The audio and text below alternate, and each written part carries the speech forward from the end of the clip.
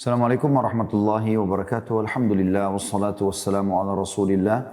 Segala puji dan puja kehadirat Allah Subhanahu wa taala, juga salawat dan taslim kepada Nabi besar Muhammad sallallahu alaihi wasallam. Saudaraku seiman, melanjutkan sesi terakhir dari masalah bedah buku risalah puasa Nabi sallallahu alaihi wasallam, dan dalam judul kita yang masalah dahsyatnya Ramadan ya. Kita sudah membahas pada pertemuan kemarin ya, tentang masalah puasanya orang yang sakit ya, dan bagaimana Allah Subhanahu wa taala memberikan keringanan kepada mereka untuk tidak berpuasa selama memang mereka punya udzur syar'i. Misalnya penyakit yang tidak diharapkan lagi kesembuhannya, penyakit kronis yang memang dia pun tidak bisa berpuasa lagi ya. Atau mungkin penyakit tua yang sudah sangat tua. Ada sering penyakit-penyakit yang muncul, gitu, walaupun tidak kronis, memang tidak memungkinkan lagi dia tahan untuk berpuasa. Maka semua ini masuk dalam umumnya firman Allah Subhanahu wa taala ya, dalam Al-Baqarah 185, A'udzu billahi minasyaitonir rajim, faman kana minkum maridan aw 'ala safarin fa iddatun min ayyamin ukhra. Barang siapa yang sakit atau sedang dalam perjalanan lalu berbuka, maka wajib baginya berpuasa semenjak hari atau sebanyak hari yang ditinggalkan pada hari-hari yang lain. Tetapi kalau dia sifatnya pikun atau sudah sangat tua, maka tentu berbeda dari sisi hukum, dia tidak perlu gantikan ke hari yang lain ya. Dan kata penulis, adapun sakit ringan seperti batuk, pusing dan serupa tidak boleh berbuka karenanya. Nah, itu masih bisa istirahat sejenak, kemudian ya dia sudah boleh melanjutkan puasanya ya. Apalagi puasa ini adalah sesuatu yang wajib. Dan juga sudah kita bahas ya sebelumnya tentang bagaimana cara melihat atau mengetahui masuknya bulan Ramadan ya, juga sudah kita tuntaskan alhamdulillah sebelumnya. Dan kita lanjutkan teman-teman sekalian insyaallah sampai akhir buku di poin I, yaitu puasa orang lanjut usia, lemah dan pikun. Kata beliau, wanita dan lelaki, di sini itu ditulis oleh Syekh Muhammad bin Shalih Al-Munajjid dan Syekh Abdullah As-Salih ya. Wanita dan lelaki yang lanjut usia yang sudah tidak berdaya dan setiap harinya makin bertambah lemah hingga meninggal dunia. Jadi sudah 90 tahun, 80 tahun dan tidak ada memang terlihat kesehatan lagi pada dia ya. Keduanya tidak wajib berpuasa ya. Laki dan perempuan ya. Mereka boleh tidak berpuasa selagi tidak mampu melakukannya. Ibnu Abbas radhiyallahu anhu di dalam menafsirkan firman Allah Subhanahu wa taala yang bunyinya a'udzubillahi minasyaitonir rajim wa 'alal ladzina yutiqunahu fidyatun ta'amu miskin. Dan wajib bagi orang-orang yang berat menjalankannya dalam kurung jika mereka tidak berpuasa membayar fidyah, yaitu memberi makan seorang miskin. Beliau mengatakan ayat ini tidak mansukh atau tidak dihapus hukumnya. Orang yang dimaksud adalah lelaki dan perempuan yang lanjut usia yang tidak mampu berpuasa. Maka keduanya harus memberi makan seorang miskin setiap harinya. Dan ini disebutkan dalam Sahih Bukhari atau Imam Bukhari dalam kitab tafsir bab ayyaman ma'dudat. Ayyaman ma'dudat ya. Atau bab tentang hari-hari tertentu. Maksudnya tentang masalah hari-hari puasa. Adapun orang tua yang sudah lupa ingatan dan pikun, maka ia tidak berkewajiban apa-apa. Dan begitu pula keluarganya sudah bebas dari beban kewajiban. Jadi kalau hanya sekedar tadi tidak mampu ya, karena badannya melemah, maka di sini dia wajib memberikan makan kalau sehari satu orang miskin. Kalau dia tidak bisa, maka walinya atau ahli warisnya ya membayarkan untuknya. Kecuali kalau mereka semua tidak mampu baru gugur. Tapi khusus bagi orang yang sudah lupa ingatan, kadang-kadang bahkan sudah lupa anaknya, sudah lupa namanya ya, maka ia tidak berkewajiban apa-apa dan begitu pula keluarganya karena ia sudah bebas dari beban kewajiban. Kalau kadang-kadang orang itu masih bisa ingat dan kadang-kadang lupa, maka ia wajib berpuasa di waktu masih ada ingatan dan tidak wajib di waktu hilang ingatannya. Ini ditulis dari Fatwa Syekh Utsaimin di dalam bukunya Majalis Syahr Ramadan, halaman 28. Kemudian beliau mengatakan barang siapa yang berperang melawan musuh atau dikepung musuh di kampungnya, sedangkan puasa dapat melemahkan kekuatannya dalam berperang atau pertempuran, maka ia boleh berbuka puasa sekalipun tanpa safar atau dalam kurung perjalanan jauh. Demikian pula jika ia terpaksa harus berbuka sebelum penyerangan, maka boleh berbuka. Rasulullah SAW telah bersabda kepada para sahabat beliau sebelum peperangan dimulai, Innakum musabbihu aduwikum wal fitru akwalakum faaftiru. Sesungguhnya kalian besok pagi hari akan langsung berhadapan dengan musuh. Dan berbuka itu lebih membuat kalian kuat. Maka berbukalah. Disebutkan dalam riwayat Muslim nomor 1120. Walaupun di sini menurut pendapat yang dipilih oleh Syekh Islam Ibnu Taimiyah, beliau memberikan fatwa ini kepada penduduk Syam yang mana saat itu beliau sedang berada di negeri mereka ketika datang bangsa Tartars ya, atau Tartar, suku Tartar. Ini Syekh Ibnu Taimiyah memberikan fatwa ini kepada orang-orang kaum muslimin yang menghadapi musuh pada saat itu di bulan Ramadan. Yang jelas teman-teman sekalian, bagi orang yang mau menghadapi pertempuran maka dia punya opsi, ada rukhsahnya. Boleh dia berpuasa, boleh tidak. Dan itu yang dikatakan oleh para sahabat pada saat tiba Ramadan dan mereka di salah satu atau di bulan Ramadan, maka mereka mengatakan ada di antara kami yang berbuka puasa, ada di antara kami yang berpuasa. Sementara yang berbuka puasa tidak menyalahkan yang berpuasa dan yang berpuasa tidak menyalahkan yang berbuka puasa. Lalu kata beliau, barang siapa yang sebab pembatalan puasanya jelas seperti sakit. Jadi barang siapa yang sebab pembatalan puasanya jelas seperti sakit, maka tidak apa-apa ia berbuka secara terang-terangan. Namun barang siapa yang sebab pembatalan puasanya tersembunyi seperti haid, maka sebaiknya ia berbuka secara sembunyi-sembunyi agar terhindar dari tuduhan. Jadi misalnya dia jelas-jelas sakit nih, di rumah sakit, lemas sekali. Di depan suster, depan dokter dia harus makan, tidak bisa tidak. Maka apa boleh buat? Dia terang-terangan di sini, dia nggak bisa gitu. Atau ada orang dia subhanallah tabrakan, kemudian lemes tiba-tiba, pusingnya luar biasa, darah muncul dari badannya, dia harus segera diberikan air, gitu kan? Di sini dia batal depan orang karena keadaannya. Apa boleh buat, gitu kan? Tapi kalau orang tersembunyi kayak orang haid, wanita haid, kan tidak ada yang tahu, kecuali dia saja. Maka dia pun berbuka puasanya, atau dia tidak puasa, jangan di depan orang yang sedang puasa. Adabnya begitu. Selanjutnya di poin yang lain, niat di dalam berpuasa di poin M bertulis ini ya. Maaf tadi itu bukan poin I tapi poin L ya, masalah orang lanjut usia. Di poin M-nya niat di dalam berpuasa. Di dalam berpuasa fardu disyaratkan adanya niat. Demikian pula di dalam setiap puasa wajib seperti puasa qadha atau mengganti puasa wajib dan juga puasa kafarah atau puasa pembersihan terhadap kesalahan yang terjadi. Jadi contoh puasa kafarah itu misalnya orang berhubungan biologis di siang hari Ramadan dengan istrinya, kan tidak boleh, bolehnya malam. Kalau orang lakukan maka dia harus menjalankan kafarahnya, kalau bukan membebasin budak maka dia puasa 2 bulan berturut-turut. Di sini dia wajib untuk ya berniat. Berdasarkan hadis yang berbunyi la siyama liman lam yubayyitu siyama minal lail. Tidak sah puasa orang yang tidak niat dari malam harinya. Diriwayatkan Abu Dawud nomor 2454. Ini juga dikuatkan oleh beberapa imam seperti Al-Bukhari, An-Nasai, At-Tirmidzi dan lain-lainnya. Bisa dilihat dari buku Talkhis Al-Habir ya, di jilid 2 halaman 188 dan disahihkan oleh Al-Albani.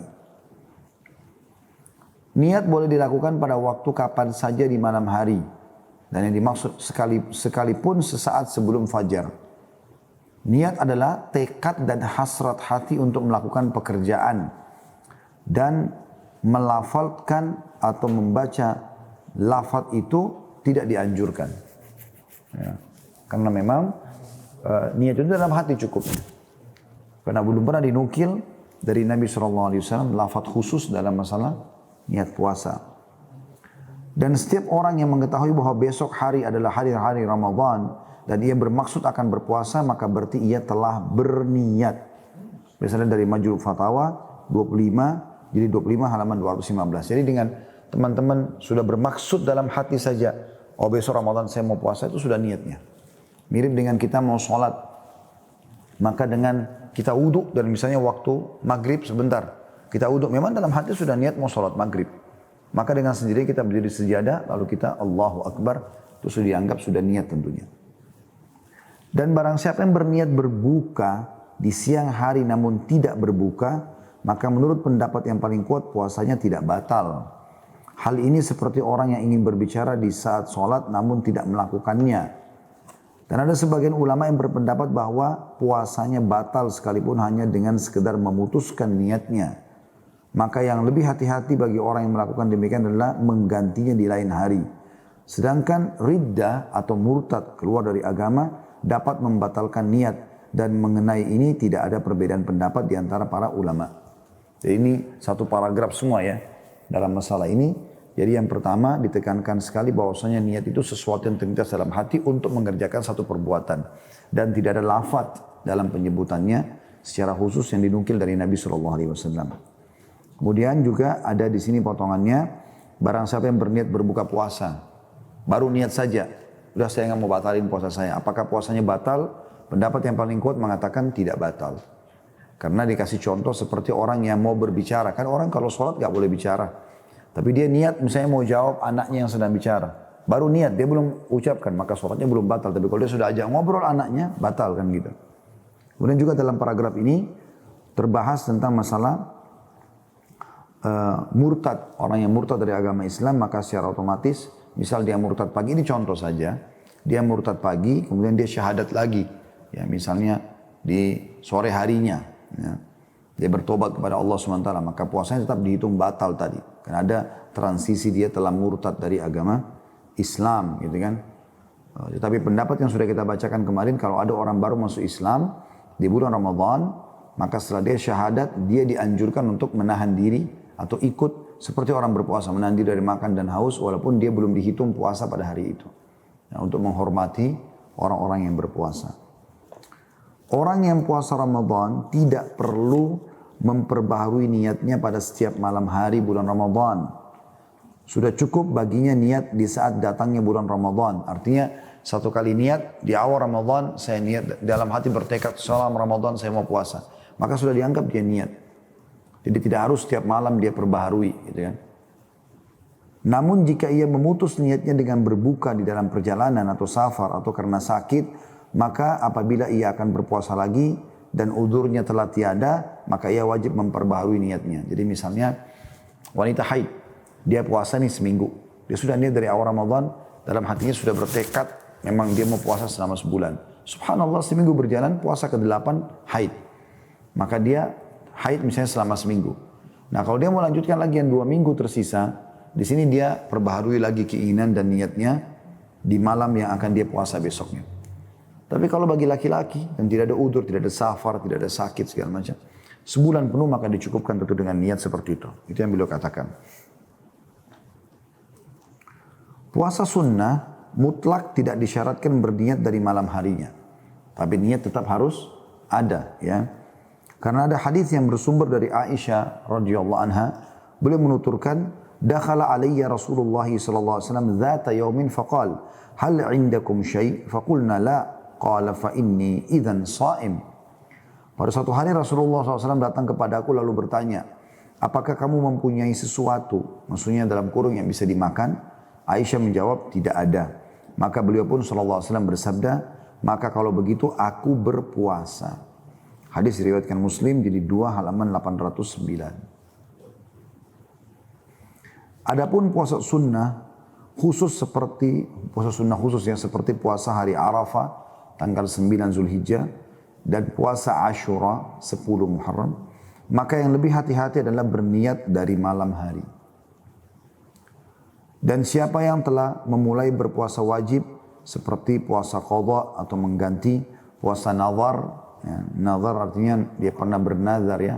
Kalau dia sembuh dia akan puasa 3 hari misalnya. Atau puasa kafarah, denda tadi, pembayaran denda. Maka ia wajib menyempurnakan atau menyelesaikannya. Ia tidak boleh membatalkannya tanpa alasan dibenarkan secara syariat. Sedangkan puasa sunnah boleh dilanjutkan atau juga boleh dibatalkan sekalipun tanpa ada uzur syar'i. Ya. Ini tentu berdasarkan hadis yang diriwayatkan Ahmad jilid 6 halaman 342. Jadi kalau misalnya Anda puasa Ramadan, nggak boleh Anda batalkan tanpa uzur syar'i. Misal kayak uzur syar'i misalnya wanita haid tiba-tiba. Dia puasa nih dari pagi sampai siang. Siang hari netes darahnya. Maka dia wajib batalkan pada saat itu. Gitu kan? Atau ada orang yang sakit, dia sudah boleh puasa, dia sakit parah, nggak bisa. Kayak tadi juga kecelakaan, tabrakan luar biasa, kucur darahnya, dia pucat, keringat dingin, dia harus diminumkan air. Sini dia batalkan. Ada udurnya gitu kan. Tapi kalau nggak ada udur, hanya iseng, misalnya, udahlah, batal aja puasa hari ini lagi ada makanan enak. Nanti aja habis lebaran baru saya bayar. Nggak boleh. Kalau Ramadan, kalau puasa wajib. Juga sama dengan puasa kafara tadi. Kayak orang berhubungan siang hari Ramadan dengan istrinya. Dia kan harus puasa 2 bulan berturut-turut tuh. Kalau dia tidak bisa baru dia memberikan makan 60 orang miskin kan gitu. Nah ini kalau dia niatkan mau bayar puasa dan dia lagi puasa, dia tidak boleh sama sekali batalkan tanpa udzur syar'i. Begitu juga dengan niat puasa nazar. Ya, misalnya dia nazarkan kalau saya sembuh saya akan puasa 3 hari, ternyata sembuh. Nah sini dia kalau puasa tidak boleh dia batalin tanpa udzur ya. Ya. Itu disebutkan tadi di sini. Sedangkan kalau puasa sunnah boleh teman-teman batalkan tanpa udzur. Misalnya lagi puasa Senin, terus tiba-tiba ada ajak makan sama teman, udah deh saya batalin aja untuk menghormati teman saya misalnya. Hak dia, gitu kan? Kalau puasa sunnah, tapi kalau puasa wajib nggak boleh tentunya. Kemudian kata beliau,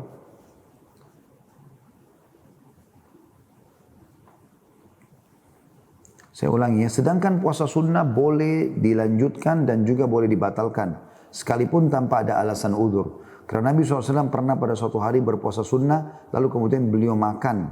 Ya. Sebagaimana disebutkan dalam Sahih Muslim dalam kitab Al-Haid. Ya. Ya, Al-Haid alladhi uhdiya ilaihi inda Aisyah.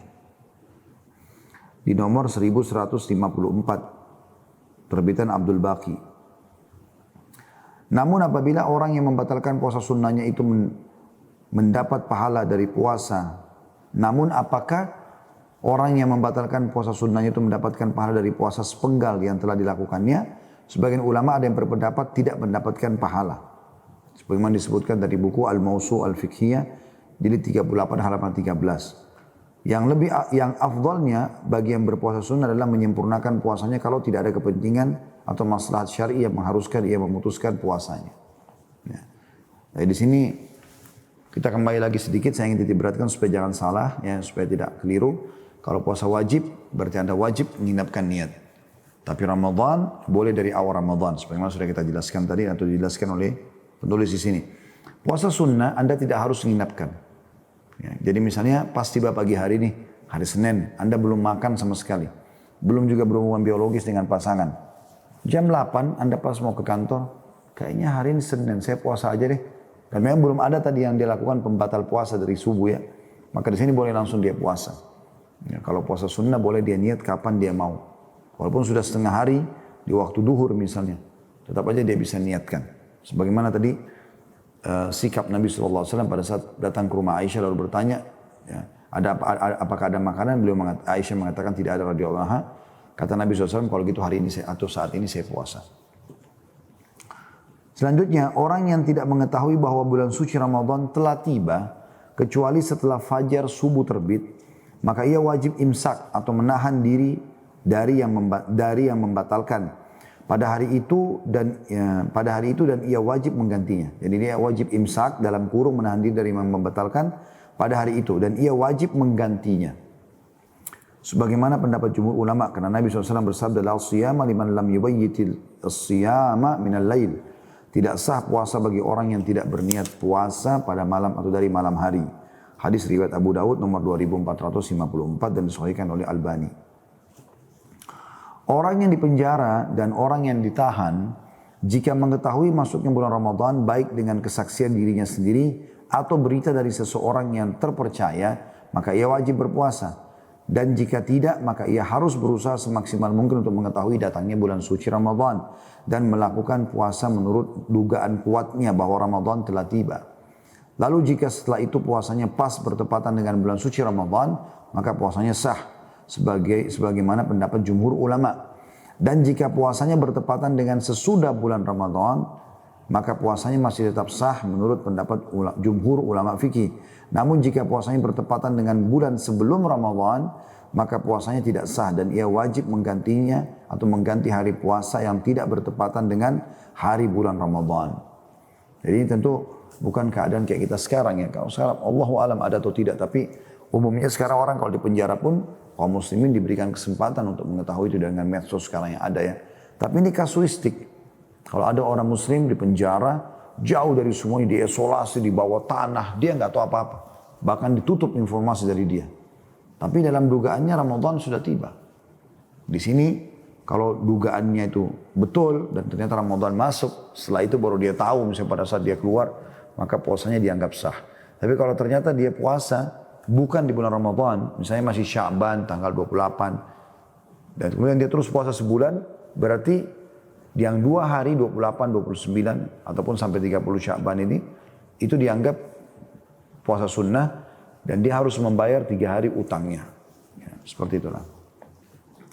Dan kalau puasa si terpenjara tadi tuh sebagian harinya bertepatan dengan hari-hari Ramadan dan sebagian lagi tidak, maka puasa yang bertepatan dengan sebagian bulan Ramadan dan sesudah bulan Ramadan itu sah. Sedangkan yang bertepatan dengan hari-hari sebelum bulan Ramadan itu tidak sah atau dianggap sunnah. Dan jika keadaan terus tidak memungkinkannya untuk dapat memastikan bulan Ramadan, maka puasanya sah karena ia telah mencurahkan segala kemampuannya untuk mengetahui Ramadan. Sedangkan Allah Subhanahu wa taala tidak membebani seseorang kecuali menurut kadar kemampuannya. Diambil dari Al-Musu' Al-Fiqhiyah jadi 38 halaman 84. Itu tentang masalah poin M-nya ya, berhubungan dengan masalah niat di dalam berpuasa.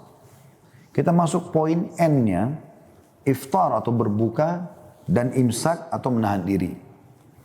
Kata penulis, kalau matahari telah terbenam secara sempurna, maka orang yang berbuka boleh berbuka. Cahaya kemerah-merahan di ufuk barat yang tersisa itu tidak menjadi penghalang untuk berbuka. Rasulullah SAW bersabda, "Idza aqbala al-lailu min hahuna wa adbara an-naharu min hahuna faqad aftara as-shaim." Apabila malam telah tiba dari arah sana dan siang pergi dari arah sana, maka orang yang berpuasa boleh berbuka. Dalam riwayat Bukhari di nomor 1954. Artinya udah jelas, siang udah nggak ada lagi, malam sudah masuk. Terutama sudah kelihatan awan merah di ufuk. Ya. Terlebih lagi kalau sudah tidak ada lagi awan merah, bahkan sudah gelap, berarti sudah masuk waktu berbuka.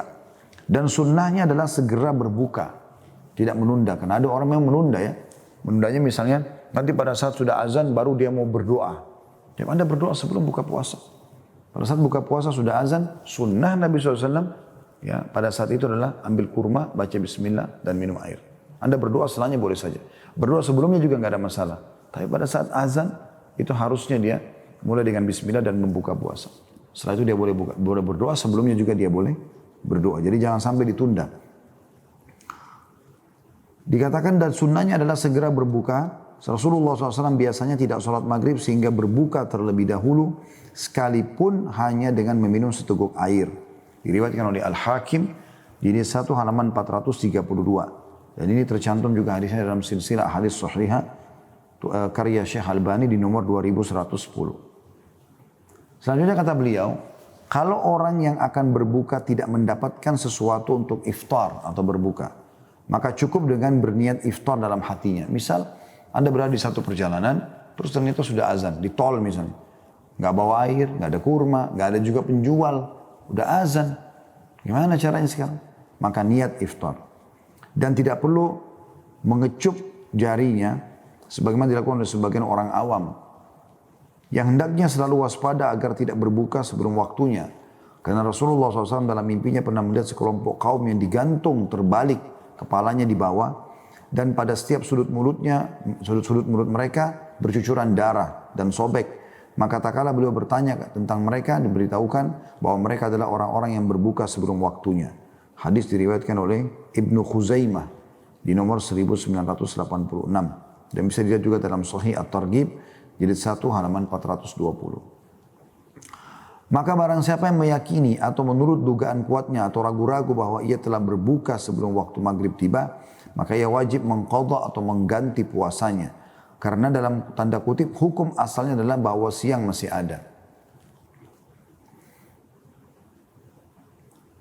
Ini bisa dilihat dari Fatwa Lajnah Daimah jilid 10 halaman 287. Maka dari itu hendaknya waspada berpegang kepada berita anak kecil dan sumber-sumber yang kurang dapat dipercaya. Dan demikian pula hendaknya memperhatikan perbedaan waktu antara satu kota atau daerah dengan kota lainnya di saat mendengar suara azan lewat radio atau televisi ataupun lainnya. Apalagi zaman sekarang kan ada aplikasi, tiba-tiba azan kedengaran, Anda lagi di ruangan tertutup gordennya gelap, Anda pikir sudah masuk maghrib. Atau kadang-kadang anak-anak, mungkin anak belum paham, udah azan, pada buka puasa ternyata masih belum, masih 15 menit lagi misalnya. Maka harus lebih hati-hati. Jadi satu sisi kita disuruh segera buka puasa, di sisi yang lain kita juga dilarang menganggap remeh masalah ini. Kalau fajar subuh telah terbit, yaitu cahaya putih yang cerah di ufuk timur, maka pada saat itu pula setiap orang yang berpuasa wajib imsak atau menahan diri dari membatalkan apakah ia mendengar suara azan ataupun tidak.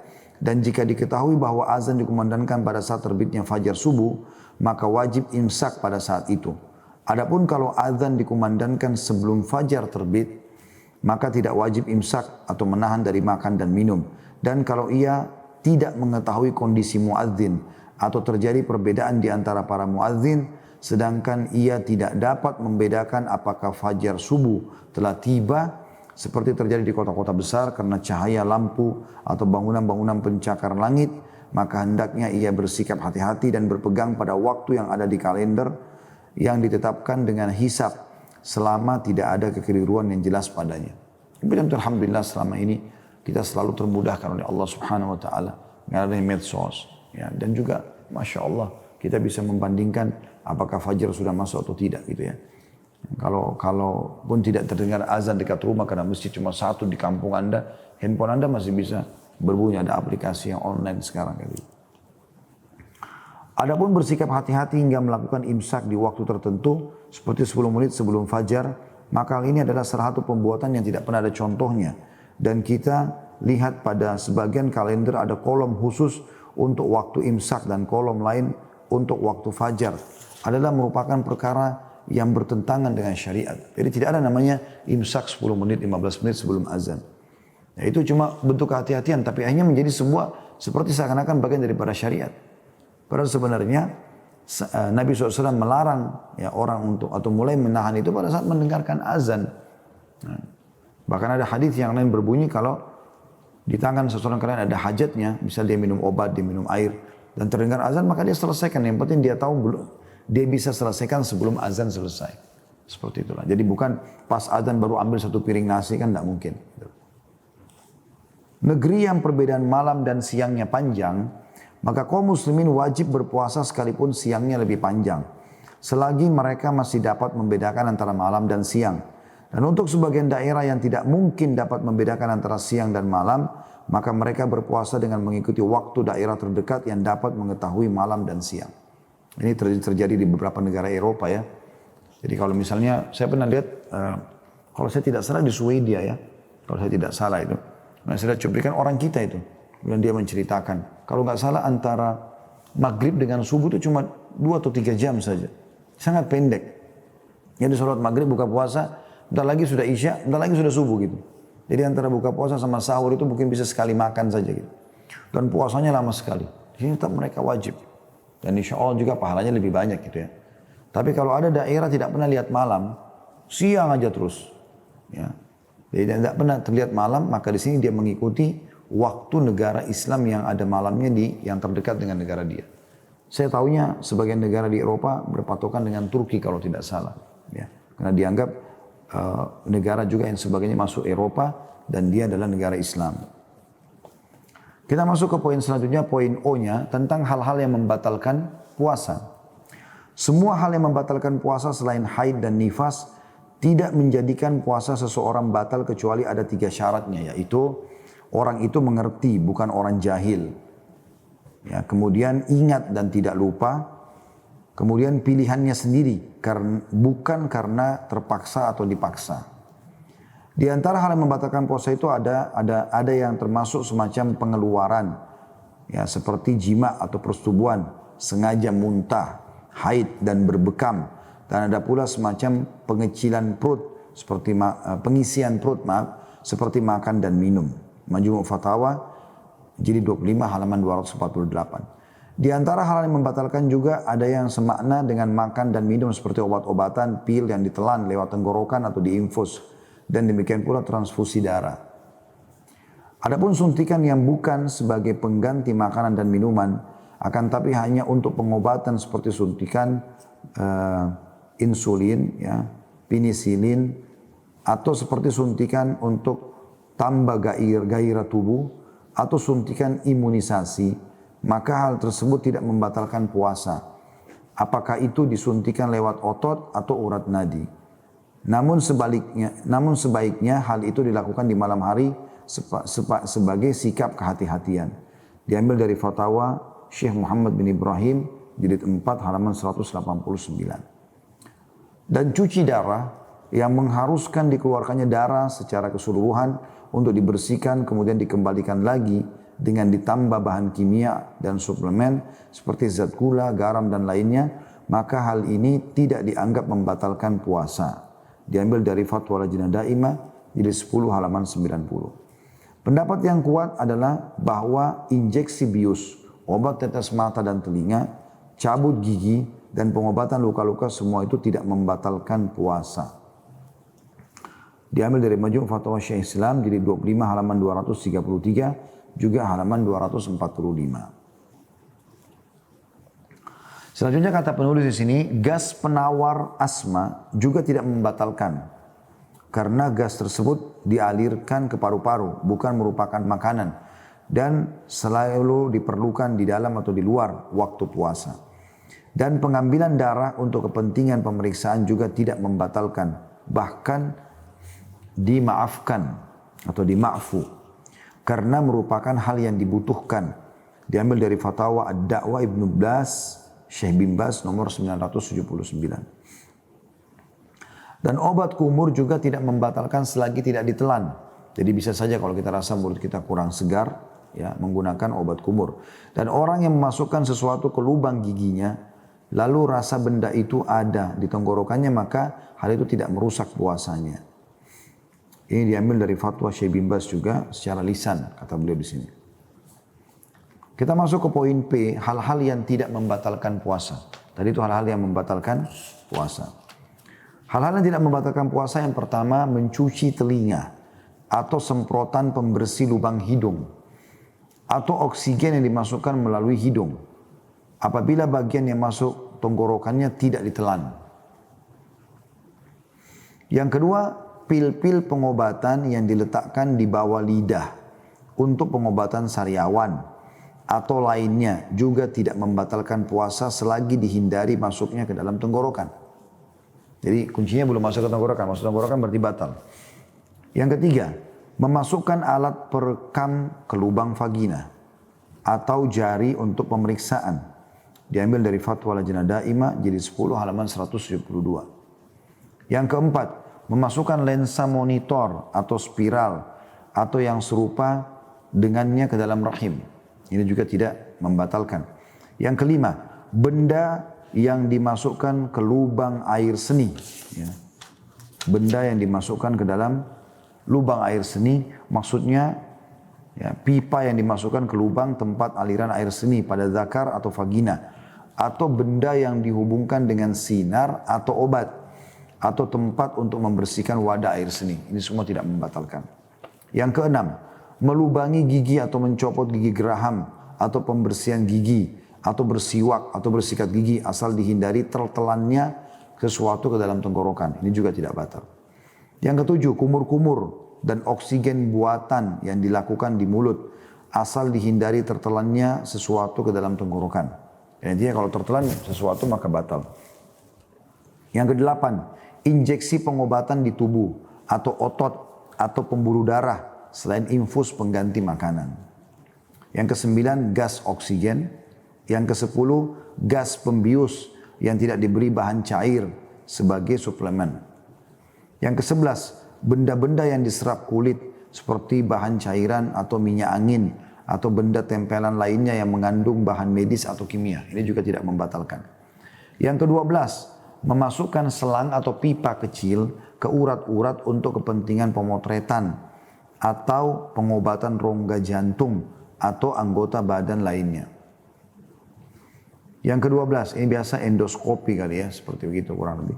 Yang ke-13, memasukkan alat untuk melihat yang dimasukkan ke dalam luar lambung atau pemeriksaan atau operasi medis. Yang ke-14, mengambil bintik atau bentul-bentul yang ada dalam hati atau lainnya selagi tidak dibarengi dengan bahan cairan suplemen. Yang ke-15, alat yang digunakan untuk melihat pencernaan bila dimasukkan tidak dibarengi dengan bahan-bahan suplemen atau benda lainnya. Yang ke-16, masuknya alat atau benda medis ke otak atau sumsum. Kata beliau setelah 16 poin ini, hendaknya seorang dokter muslim selalu memberi nasihat kepada pasien untuk menunda hal-hal yang tersebut di atas yang tidak berbahaya atas penundaannya sampai waktu berbuka tiba. Karena hal yang demikian itu lebih berhati-hati. Diambil dari Majma' al-Fiqh al-Islami halaman 213. Atau Qararat Majma' al-Fiqh Islami. Kemudian barang siapa yang makan atau minum secara sengaja di siang Ramadan tanpa ada udzur, maka ia telah melakukan salah satu dosa besar. Maka ia wajib bertaubat dan mengganti puasanya. Dan jika yang dimakan atau diminum itu benda haram seperti minuman keras, maka dosanya lebih besar dan keji lagi. Maka ia wajib bersegera bertaubat dengan sungguh-sungguh dan memperbanyak melakukan amalan-amalan sunnah berupa puasa dan lainnya. Agar ia dapat menutupi kewajiban yang dinodai dan agar Allah subhanahu wa ta'ala berkenan menerima taubatnya. Barang siapa lupa lalu makan atau minum, maka hendaklah terus berpuasa. Karena sungguhnya ia diberi makan oleh Allah. Ini diriwayatkan Imam Bukhari nomor 1933. Ini khusus bagi orang yang lupa. Kalau orang lupa, maka dia tiba-tiba makan atau minum, baru dia ingat setelah itu, oh Ramadan nih. Maka dia melanjutkan puasanya, jangan dia batalkan. Di dalam riwayat lain disebutkan, maka tidak wajib mengqadha atau membayar kafarah atasnya. Apabila anda melihat orang yang sedang berpuasa, makan karena lupa, maka hendaknya anda ingatkan. Karena luasnya cakupan firman Allah SWT, wa ta'awun al-birri wa taqwa. Dan saling tolong menolonglah kamu di dalam kebaikan dan takwa. Kalau dia lagi makan, dia lagi minum misalnya, tentu ada lihat juga kondisinya ya. Kalau dia lupa, dia minum, kemudian sementara dia meneguk, dia pas lepas anda bilang, kan ada Ramadan sekarang, apa gak puasa? Dan jangan sampai juga orang pas lagi telan sesuatu anda ingatkan, kemudian dia serba salah, masukkan atau keluarkan. Di sini juga kita memilih waktu dan yang tepat, tapi yang penting tidak menundanya. Kita sampaikan kepada dia supaya dia berhenti dan dia berhenti makan dan minum dan lanjutkan puasanya. Tapi kalau dia sudah selesai makan dan minum, lalu kemudian dia baru ingat atau baru diingatkan, maka dianggap itu adalah Allah yang memberikan dia makan dan minum, sebagaimana tadi hadits Bukhari nomor 1933 menyebutkan masalah itu. Juga kata beliau berdasarkan pengumuman cakupan hadis Rasulullah SAW, فَإِذَا نَسِيتُ فَذَكِّرْنِي. Apabila aku lupa, kata Nabi SAW, maka ingatkan aku. Dan karena pada dasarnya tersebut adalah merupakan suatu kemungkaran yang wajib diubah. Sebagaimana diambil dari majalis Syahr Ramadan Ibnu Utsaimin halaman 70. Orang yang harus berbuka atau membatalkan puasanya karena harus menyelamatkan seseorang dari kebinasaan, maka ia boleh berbuka dan nanti harus menggantinya. Seperti orang yang harus menyelamatkan orang yang tenggelam dan memadamkan kebakaran. Jadi misalnya ada orang tenggelam, dia di atas kapal. Kalau dia tidak turun menyelam sehingga dia pun terminum air, maka secara otomatis orang itu akan mati. Di sini boleh dia membatalkan puasanya. Namun dia tetap harus wajib mengganti ya. Orang yang wajib berpuasa lalu melakukan hubungan suami istri atau senggama dengan sengaja dan sadar, tidak terpaksa di bulan Ramadan atau di siang bulan Ramadan, maka ia telah membatalkan puasanya, baik keluar sperma atau tidak. Maka ia wajib segera bertobat dan menyempurnakan puasa hari itu, dan wajib pula menggantinya serta wajib membayar kafarah yang sangat berat. Ya. Jadi walaupun dia sudah berhubungan biologis dia batalin nih. Dia tidak boleh makan setelahnya. Tetap dia sempurnakan puasanya hari itu. Tapi tidak dianggap puasa dia. Ya. Jadi bukan berarti setelah jima, kemudian dia bayar kafarah, kemudian dia enak-enak pesta pora makan dan minum. Ya. Di dalam hadits Abu Hurairah radhiyallahu anhu dituturkan, ketika kami sedang duduk di sisi Nabi SAW, seketika datang seorang laki-laki lalu berkata, wahai Rasulullah, celaka aku. Maka Nabi SAW bertanya kepadanya, kenapa? Ia menjawab, aku terlanjur melakukan jima terhadap istriku padahal aku sedang berpuasa. Maksudnya di siang hari. Maka Rasulullah SAW bersabda, apakah kamu punya hamba sahaya yang bisa kamu merdekakan? Ia menjawab, tidak. Lalu Nabi SAW menjawab, apakah kamu mampu berpuasa 2 bulan berturut-turut? Laki itu menjawab, tidak. Lalu Nabi SAW bersabda lagi, apakah kamu mampu memberi makan kepada 60 orang miskin? Orang itu menjawab, tidak. Hadis riwayat Bukhari nomor 1936. Demikianlah hukumnya kata beliau, dan begitu pula sama hukumnya bagi orang yang berbuat zina, homoseksual, menzinai binatang, naudzubillah. Dan barang siapa melakukan persetubuhan berulang kali di hari-hari Ramadan, maka ia wajib membayar kafarah sebanyak hari pelanggarannya, ditambah dengan mengganti puasa hari-hari itu. Dan tidak ada alasan baginya untuk tidak membayar kafarah sekalipun karena ketidakmengertiannya terhadap kewajiban kafarah. Yang diambil dari Majmu' Fatawa Lajnah Daimah, ya, Fatawa Lajnah Daimah di jilid 10 halaman 321. Jika seseorang ingin bersubuh dengan istrinya lalu terlebih dahulu ia membatalkan puasanya dengan makan, maka kemaksiatannya lebih besar. Karena ia telah menodai kehormatan bulan suci Ramadan 2 kali, yaitu dengan makan dan persetubuhannya. Dan kafaranya lebih berat dan lebih pasti. Dan cara tipu dayanya menjadi malapetaka bagi dirinya sendiri dan ia wajib melakukan taubat nasuha.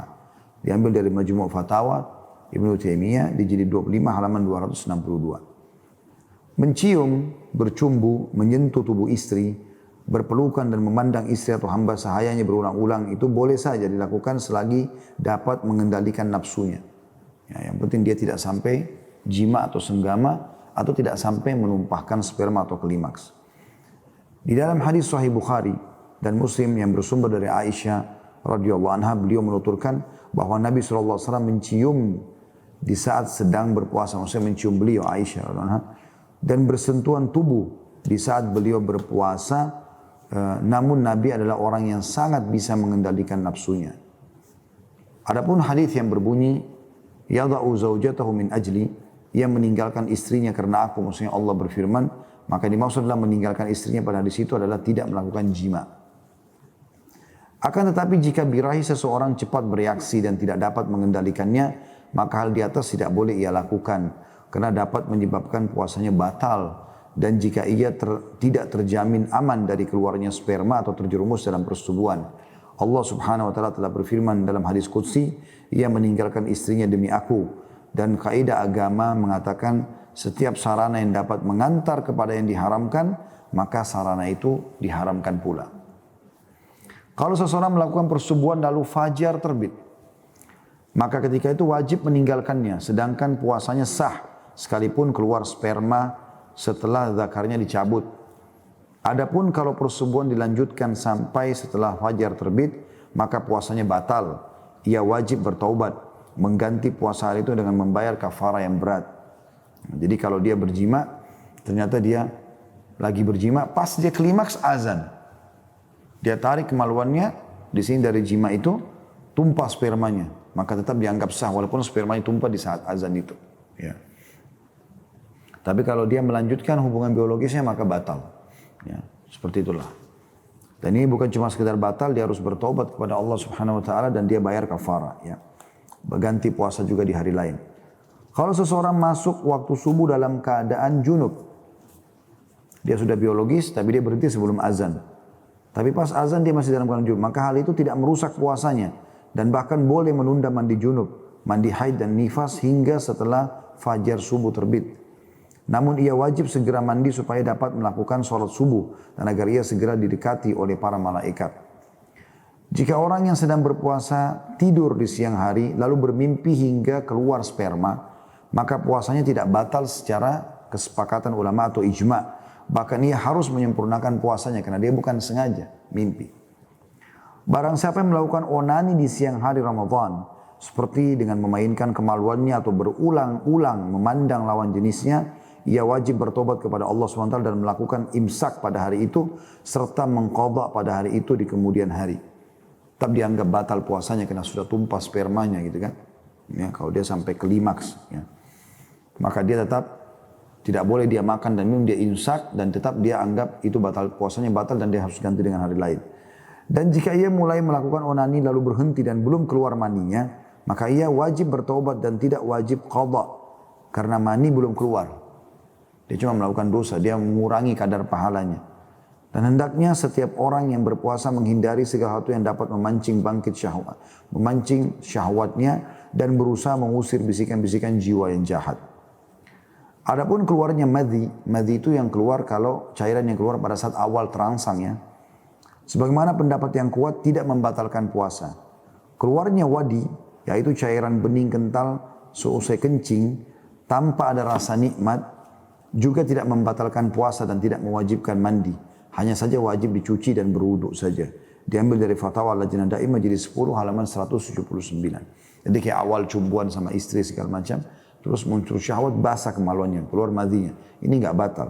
Yang batal kalau sudah sampai spermanya. Dalam hadis kata Nabi SAW, barang siapa yang muntah tidak disengaja maka tidak wajib qadha, dan barang siapa yang muntah dengan disengaja maka wajib mengqadhanya. Ini hadis yang diriwayatkan, hadis sahih diriwayatkan Tirmidzi jadi 3 halaman 89. Jadi ini seperti masuk ke masalah lain, yaitu masalah muntah. Kalau ada orang muntah, kalau dia sengaja muntahkan, dia korek-korek tenggorokannya, maka batal. Kalau dia tidak sengaja muntah maka tidak batal. Oleh karenanya, barang siapa yang muntahnya disengaja dengan mencolokkan jarinya ke dalam tenggorokannya, atau sengaja menekan perutnya, atau sengaja mencium bau yang tidak sedap, atau sengaja melihat sesuatu yang dapat membuatnya muntah, maka ia wajib mengqadha. Kalau setelah mau muntah namun tidak jadi, maka puasanya tidak batal karena tidak jadi muntah. Dan itu bukan atas keinginannya. Tetapi kalau ia menelannya kembali, maka puasanya batal. Jadi kalaupun muntah teman-teman, dia harus keluarkan semuanya. Ya. Jangan dia sengaja mancing, tapi yang sedang keluar dikeluarkan. Dan kalau ada tertahan di tenggorokan, dia berusaha untuk mengeluarkannya. Kalau tidak bisa batal puasanya. Jika perutnya mual atau mules, maka ia tidak wajib menahan muntah. Karena hal tersebut dapat membahayakannya. Apabila seseorang ini diambil tentunya dari Majalis Syahr Ramadan Syekh Utsaimin halaman 76. Apabila seseorang menelan sesuatu yang menempel di celah-celah giginya dengan tidak sengaja, atau benda itu sangat kecil yang sulit untuk diketahui, maka itu termasuk air liur yang tidak membatalkan. Tapi kalau benda itu besar dan memungkinkan baginya untuk dikeluarkan atau diludahkan, maka batal puasanya bila ditelan dengan sengaja. Ini diambil dari Al-Mughni, kitab Al-Mughni jilid 4 halaman 47. Permen karet apabila bercampur sesuatu atau mempunyai rasa tambahan atau manis, maka haram mengunyahnya. Dan jika rasa manis tersebut sampai ke tenggorokannya, maka dapat membatalkan puasa. Setelah air kumur dibuang dari mulut, maka basah atau lembab yang tersisa di mulut itu tidak merusak puasa. Karena hal seperti itu sulit untuk dihindari. Tapi tentu kita tahu di sini ya, betul-betul air kumur-kumur itu sudah kita buang semua. Memang sisa kelembapan saja itu tidak batalin puasa kalaupun sampai terbawa dengan air liur. Tapi jangan sengaja dibiarkan air tersisa di situ, kemudian dia telan, maka itu bisa membatalkan. Dari sisi yang lain, orang yang mimisan atau dalam kurung hidung berdarah, puasanya tetap sah. Karena mimisan itu timbul bukan atas dasar kehendaknya.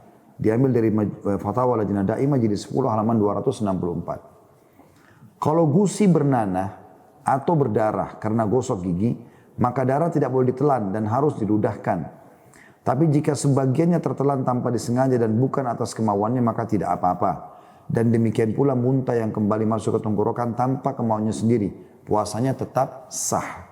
Diambil dari Fatwa Lajnah Daimah jadi 10 halaman 254. Ingus, mohon maaf, yaitu cairan kental yang keluar dari rongga hidung di kepala dan dahak, yaitu cairan kental yang keluar dari dalam dada kena batuk atau berdeham ya. Jika ditelan sebelum sampai ke mulut, maka tidak membatalkan puasa karena sulit dihindari.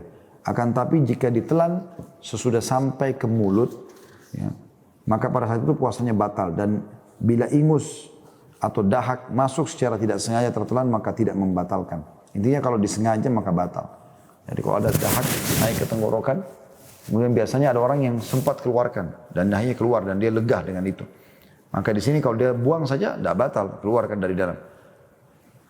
Atau dia telan pas sebelum naik ke tenggorokannya, masih tenggorokan terus kemudian dia telan kembali, tidak batal. Tapi kalau sudah sampai di mulut baru dia telan kembali, maka itu batal. Ini masalah sangat sensitif ya. Menghirup uap air, sebagaimana dilakukan oleh buruh pekerja di tempat-tempat penyulingan air, tidaklah membatalkan puasa. Diambil dari Fatwa Lajnah Daimah Jilid 10 halaman 276.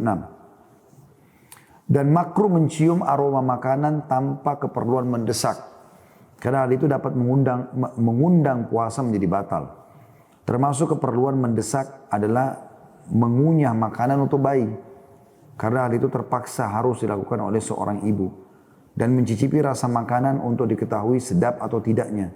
Demikian pula jika di saat membeli sesuatu dengan terpaksa harus dicicipi. Ya.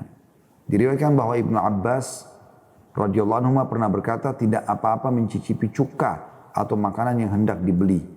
Dihasankan, diambil dari Irwa Al-Ghalil, jilid 4 halaman 86, juga bisa dilihat dalam Fathul Bari Syarah Sahih Bukhari, dalam kitab As-Siyam. Ya, jadi kalau ibu-ibu mau coba makanannya, masakannya sudah oke atau belum, diambil sedikit di lidahnya lalu dibuang lagi tentunya. Hanya sekedar mau tahu sudah cukup asinnya atau tidak. Bukan malah ditelan ya, ditaruh di ujung lidah dicoba, kemudian dia kumur-kumur, dibuang, jangan sampai masuk ke tenggorokannya.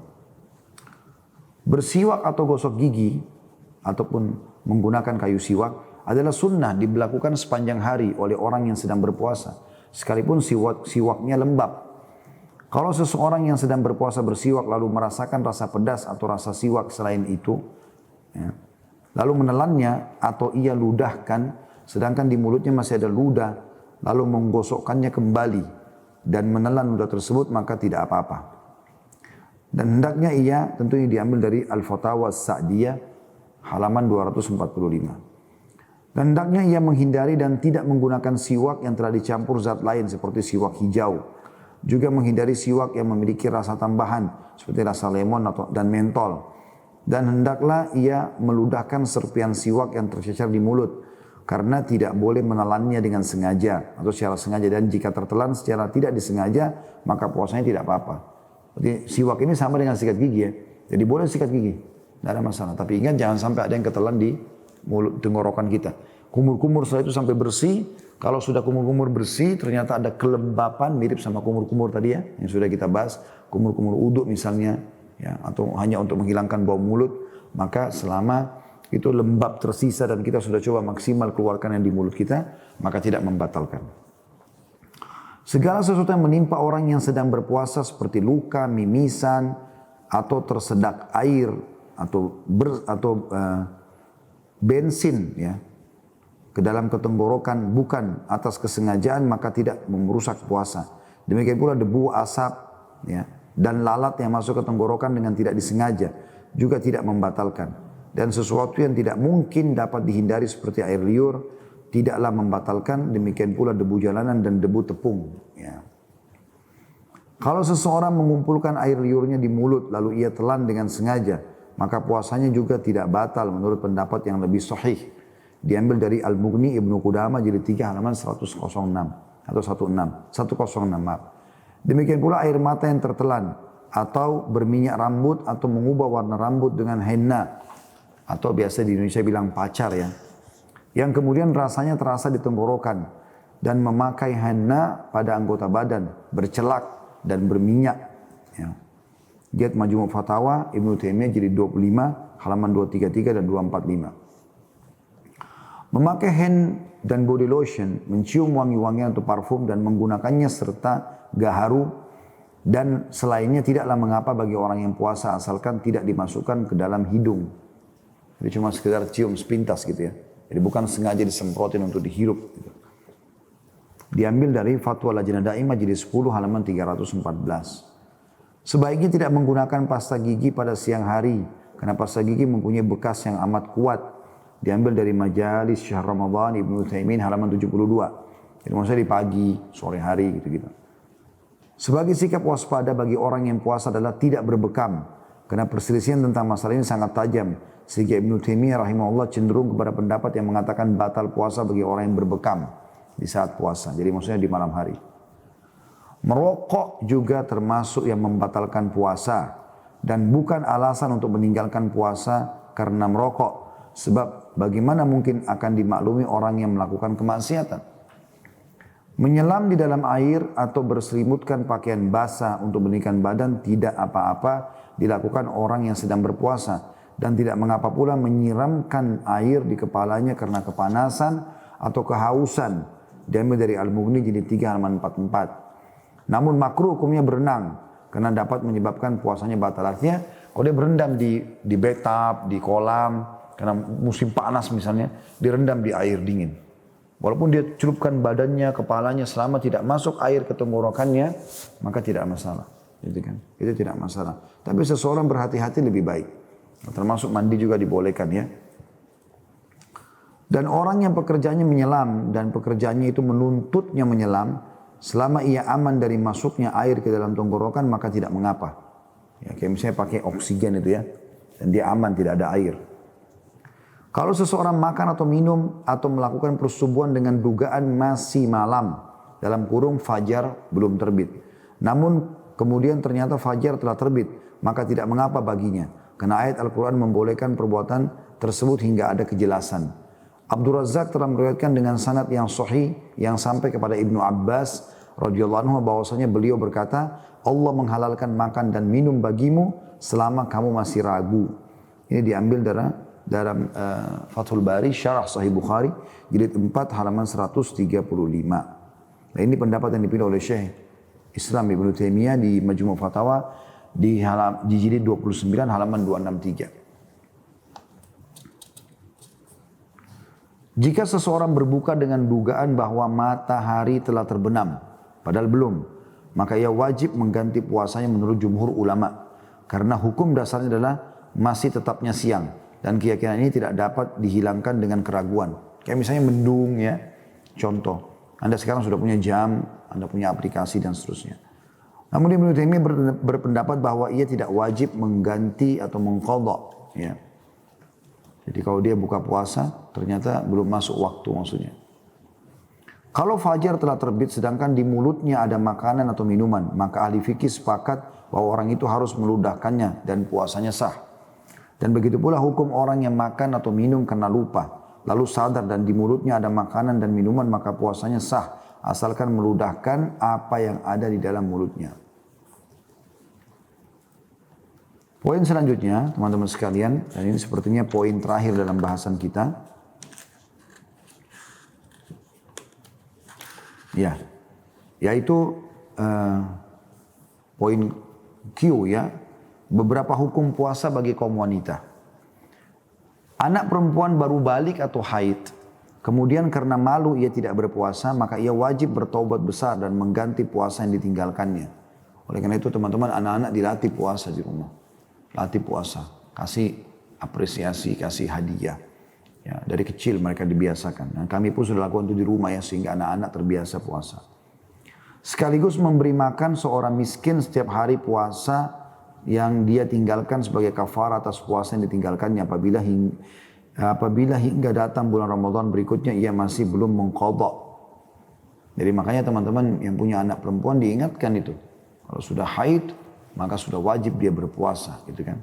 Jadi jangan sampai dia sudah haid dia diam-diam, dia ketakutan sama orang tuanya, akhirnya sampai darahnya selesai, dia orang tuanya masih anggap belum balik, maka dibiarkan dia enggak puasa. Ini semua dia wajib taubat nasuha dan qadha.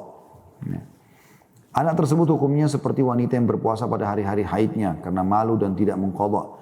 Lalu jika anak tersebut tidak tahu secara pasti berapa hari puasa yang ia tinggalkan, maka ia berpuasa hingga merasa yakin bahwa ia telah mengganti semua hari-hari yang ia tinggalkan di masa haidnya dan belum menggantinya hingga beberapa kali Ramadan, disertai dengan membayar kafarah atas penangguhannya sebanyak hari puasanya, apakah sekaligus atau bertahap menurut kemampuannya. Seorang istri hendaknya tidak melakukan puasa dalam kurung selain puasa Ramadan. Bila mana suaminya hadir, ini kalau puasa-puasa, ya, sunnah ya. Bila mana suaminya hadir atau berada di sisinya, kecuali dengan izinnya. Dan bila suami bepergian jauh, maka tidak apa-apa istri berpuasa sunnah. Tentu ada hadis itu ya. Yang kata Nabi SAW, dan janganlah seorang wanita berpuasa sementara suaminya hadir kecuali dengan izinnya. Wanita haid apabila telah melihat cairan kental berwarna putih, yaitu cairan yang keluar dari rahim setelah masa haid selesai, yang diketahui oleh setiap wanita sebagai tanda haid sudah bersih, maka ia boleh berpuasa semenjak di malam hari. Ya. Ia boleh berniat puasa, ia boleh berniat puasa semenjak di malam hari. Jika seorang wanita belum bisa mengenal tanda kesuciannya, maka hendaklah ia mencolekkan kapas atau semisalnya pada vaginanya, maka jika kapas itu bersih, berarti ia telah suci dan harus berpuasa. Kemudian apabila darah haid berulang lagi, maka ia berbuka, sekalipun keluarnya hanya sedikit, atau berupa warna keruh, karena hal itu membatalkan puasa selagi keluarnya masih pada hari atau masa haid.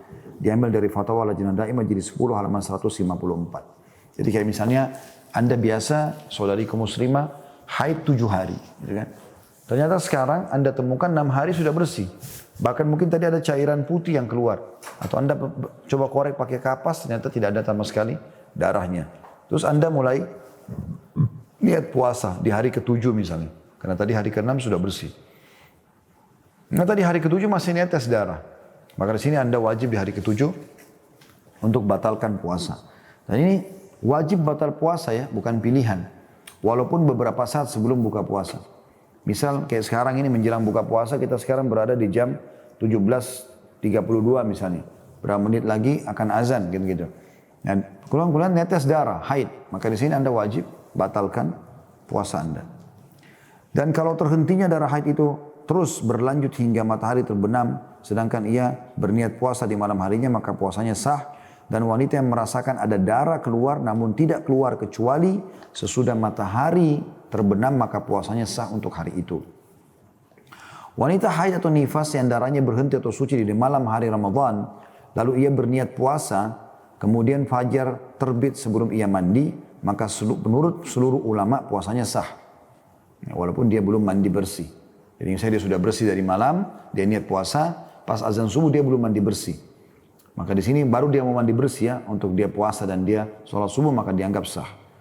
Wanita ini diambil dari Fathul Bari dalam Syarah Sahih Bukhari jilid 4 halaman 148. Wanita yang telah mengetahui kebiasaan waktu datangnya haid di esok hari, maka tetap berpuasa dan tidak boleh membatalkan sebelum melihat adanya darah. Jadi kayak misalnya orang rutin haid tanggal 15. Dia nggak boleh tiba-tiba batalin puasa sebelum lihat darah. Ya, tetap dia puasa sampai dia lihat darah. Ya. Yang afdal bagi wanita haid adalah membiarkan kebiasaan haidnya dan rela terhadap ketetapan Allah Subhanahu wa taala terhadap dirinya. Tidak melakukan sesuatu untuk tanda kurung mencegah haidnya. Dan selainnya ia berbuka di masa haidnya serta mengqadha atau mengganti puasanya setelah itu. Demikianlah yang dilakukan oleh istri-istri Rasulullah SAW dan istri-istri para generasi salaf. Diambil dari Fatwa Lajnah Daimah jadi 10 halaman 151. Lebih-lebih telah diketahui secara medis bahwa mencegah haid tersebut sehingga banyak ya wanita yang terkena musibah tidak teraturnya masa haid karenanya. Namun jika ia melakukannya dan meminum obat untuk menunda masa haidnya hingga ia tetap dalam keadaan bersih lagi suci dan berpuasa, maka puasanya sah. Artinya Anda kalau pakai obat penunda haid agar puasa Ramadan tidak ada utang, itu dibolehkan. Darah istihadah atau darah yang keluar ya dari rahim tapi dia bukan darah haid. Misalnya Anda biasa haid 7 hari rutin. Ternyata bulan depan Anda haid 9 hari. 2 hari itu kan dikenal dengan istihadah. Di sini tidak mempengaruhi puasanya. Yang penting di hari ke-7 dia sudah mandi bersih, ternyata masih netes darah lagi, itu lebih dari tanggal yang normal, maka istihadah. Sini tetap dia puasa. Dianggap tidak mempengaruhi puasanya. Bila seorang wanita hamil menggugurkan janin yang telah berbentuk manusia atau sudah mulai berbentuk seperti sudah berkepala atau sudah ada tangannya, maka darahnya adalah darah nifas. Tapi apabila janin itu masih berupa gumpalan darah atau daging yang belum berbentuk manusia, maka darahnya adalah darah istihadha. Dan ia wajib berpuasa bila mampu. Jika tidak maka boleh berbuka tapi wajib qadha. Diambil dari Fatwa Lajnah Daimah jilid 10 halaman 224. Dan demikian pula wajib berpuasa jika ia telah bersih atau suci melalui proses pembersihan.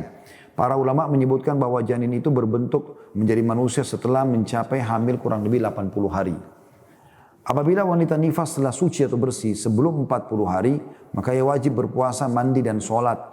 Diambil dari kitab Al-Mughni yang dicetak bersama Asy-Syarh Al-Kabir jilid 1 halaman 360. Jadi tidak harus tunggu 40 hari kalau nifas ya. Yang penting sudah bersih dia boleh mandi dan dia sudah mulai puasa. Tapi jika darah kembali keluar sebelum 40 hari maka jangan berpuasa karena masih terhitung darah nifas. Dan jika darah keluar sampai lebih dari 40 hari maka ia harus berniat puasa dan mandi menurut jumhur ulama. Dan darah yang keluar di luar batas 40 hari termasuk darah penyakit atau istihadha. Kecuali bertepatan dengan kebiasaan waktu haidnya. Maka darah itu berarti darah haid. Darah itu berarti darah haid. Wanita menyusui bila telah berpuasa di siang harinya lalu ia melihat tetesan darah di malam harinya. Padahal sebelumnya ia adalah bersih atau suci, maka puasanya sah. Diambil dari Fatwa Lajnah Daimah, jilid 10 halaman 150. Pendapat yang kuat adalah bahwa wanita hamil dan menyusui itu dikiaskan kepada orang sakit. Ia boleh berbuka atau tidak puasa dan kewajibannya hanyalah qadha atau mengganti puasanya. Sama saja apabila tidak berpuasanya karena khawatir terhadap dirinya atau terhadap anaknya. Rasulullah SAW telah bersabda, sesungguhnya Allah telah memberikan keringanan puasa dan separuh sholat bagi musafir. Maksudnya diqasar ya. Dan puasa bagi wanita hamil dan wanita menyusui. Diriwayatkan Tirmidzi jilid 3 halaman 85 dengan sanad hasan. Apabila wanita hamil berpuasa sedangkan darah keluar darinya, maka puasanya tetap sah dan hal itu tidak mempengaruhi terhadap keabsahan puasanya. Diambil dari Fatwa Lajnah Daimah jilid 10 halaman 225. Karena wanita hamil sebenarnya sudah tidak lagi keluar darah haid. Kemungkinan itu adalah istihadha. Bila istri yang sedang berpuasa disetubui oleh suaminya di siang hari atas dasar keridoannya, maka hukumnya sama dengan suaminya. Adapun kalau dipaksa, maka istri wajib menolak ajakannya dengan serius dan tidak wajib membayar kafarah bila dipaksa. Ya. Tapi dia di sini wajib mengqadha puasanya ya. Tapi kalau dia sama suaminya sama-sama ridho, sama-sama bayar kafarah, qadha dan bayar kafarah. Yaitu bebasin budak atau ya berpuasa 2 bulan berturut-turut masing-masing ya dan memberi makan 60 orang miskin. Berarti kalau suami istri 120 orang. Ibnu Uqair rahimahullah berkata tentang suami menyetubui istrinya di siang Ramadan sedangkan istri sedang tidur. Seraya berkata beliau berkata istri tidak wajib membayar kafarah, namun sebagai sikap hati-hati sebaiknya istri mengqadha puasa hari itu di lain hari nantinya. Syekh Islam ini berpendapat bahwa puasanya tidak rusak, jadi tetap sah. Kalau si istri dalam kondisi tidak sadar ya, tidur dan digauli. Tapi kalau dalam kondisi dia terbangun, dia sadar, dia menikmatinya, maka juga batal. Hendaklah seorang istri yang mengetahui bahwa suaminya tidak dapat menahan nafsunya, berusaha menghindar darinya dan tidak berdandan di siang Ramadan. Dan istri wajib mengganti puasa Ramadan sekalipun tanpa sepengetahuan sang suami. Dan tidak disyaratkan adanya izin dari suami untuk menunaikan puasa wajib. Nah, jadi puasa Ramadan tidak wajib izin. Bila seseorang, karena puasa sunnah kan wajib izin ya sama suami. Kalau suami izinkan puasa Senin Kamis baru boleh puasa. Bila seseorang wanita telah memulai melakukan qadha puasanya, maka ia tidak boleh membatalkan tanpa ada udzur syar'i. Dan suami tidak boleh menyuruhnya berbuka saat istri sedang mengqadha, karena ini puasa wajib. Dan juga tidak ada hak baginya untuk menyetubui istrinya saat mengganti puasa. Sebagaimana tidak ada hak bagi istri untuk memberikannya.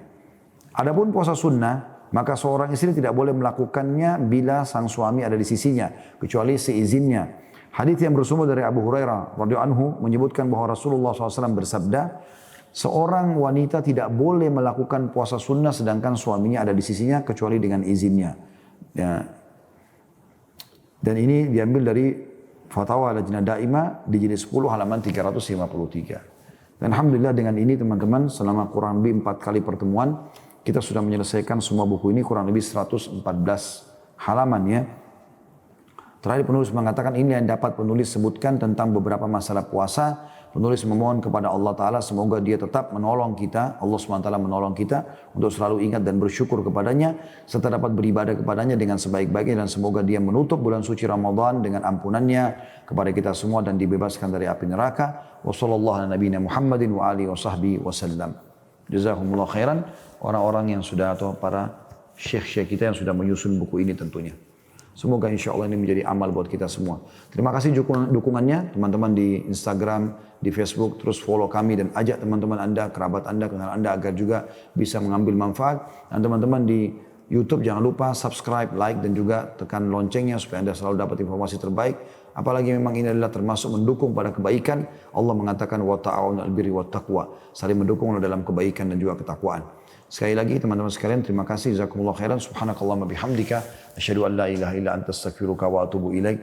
Wassalamualaikum warahmatullahi wabarakatuh.